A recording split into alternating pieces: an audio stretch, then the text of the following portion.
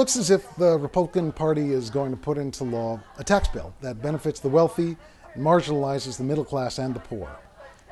The bill also calls for a repeal of the individual mandate in the Affordable Care Act, which will put the health care law at grave risk. I wish I could say this all surprises me, but it doesn't.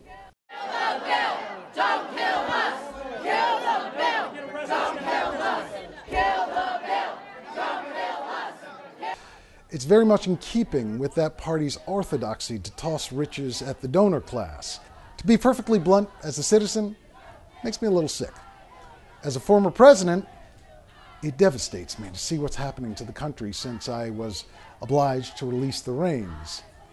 This bill is the polar opposite of the bipartisan and transparent way we lobbied for the ACA. By contrast, this one was rammed through in the middle of the night with no discussion or debate or only the thinnest awareness of what was even in the bill.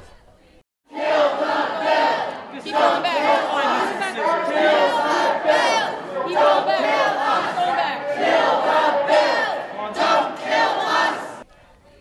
You know who this bill is going to help? Me. It's going to help me, and I'm the last guy who needs it.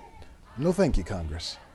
Don't take it out of the pocket of a struggling family and put it in the bank account of a former president. That tax money isn't going to trickle anywhere, certainly not down. It's a complete sham. All you're doing with this legislation is punishing working people and the disadvantaged and rewarding those who need it least. People like me. Ask yourself, do I look like I need a tax break?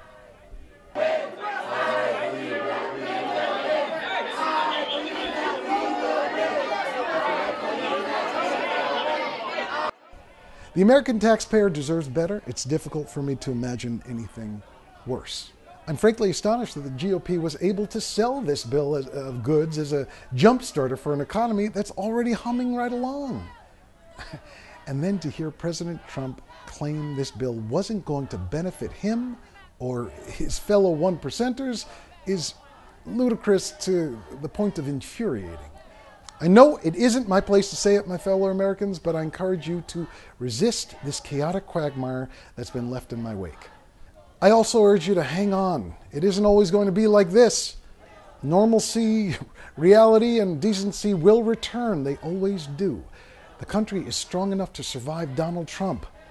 So be of good cheer, my friends.